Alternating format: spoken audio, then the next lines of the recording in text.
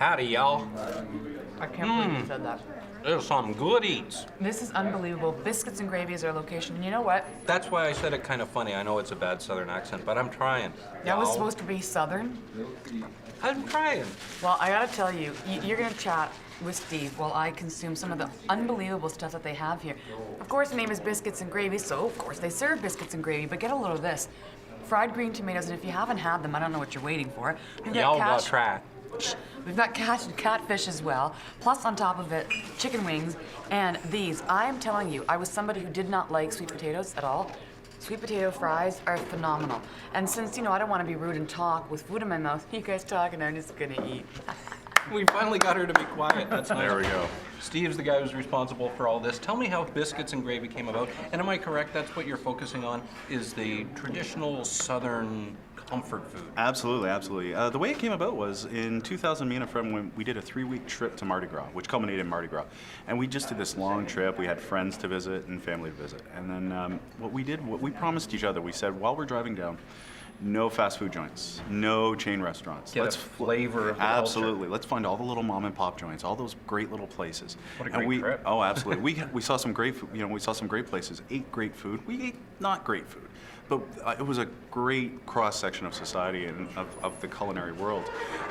Came back, and I said to myself, I remember that dish. And how do I make it? And just go back and trying my own, finding recipes wherever I can, mixing and matching, trying different things. And it was basically a 9-year love and a 9-year process. And I got a chance to open a restaurant, and I said, well, what am I going to do? And it was obvious. It was just got to do it. So and you've put some serious research and work into all this then. a lot of food, yes. And Wow. I think it shows along my waistline too, unfortunately. But It shows on the dish, that's for sure. This is, get out. oh, She's vicious. Don't touch my food. Too good.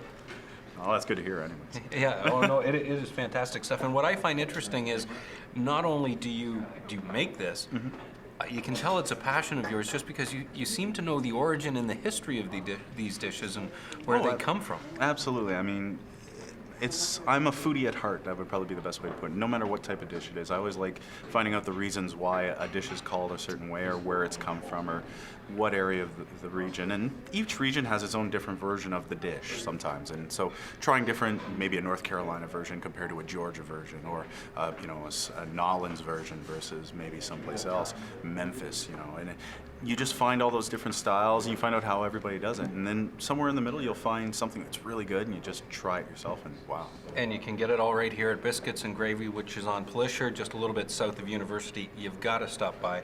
Now tell me a little bit, you were making a dish earlier, I saw, the Carpetbagger's Steak. What is it exactly? Well, we're doing a special this week. It's called the Carpetbagger Steak, and it's a southern dish, basically based on the fact that after the Civil War, a lot of Northerners with a lot of money came down trying to reap the benefits of the fact that the northern side won the Civil War.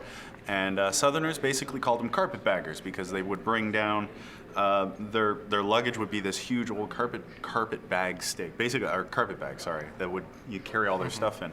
And so what they do is they just come down and they decide to make a dish that would appease the northern palate. And so what we do is fried oysters and blue cheese. And what we do is we stuff it inside an actual steak, and we cook your steak to order like that. So it's this huge steak, nice and juicy inside. And once you cut into it, you get that nice fried oyster, blue cheese. Excellent dish. Oh, how decadent is that? That's beautiful stuff. And when are you open? We're open 7 days a week, 9 to 2 every day for breakfast and lunch, and then 5 days for dinner between Tuesday and Saturday, 5 to 9:30 or 5 to 10, depending on the day.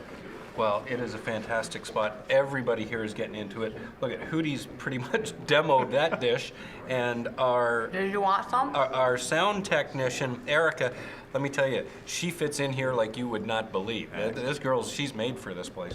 Got to get her to work a little harder there. Though it's a great spot, and congratulations. Well, thank you very much. Steven, Thank you very much. we'll be back again for sure. You should be too. Y'all come back now. Here, better. It's so good.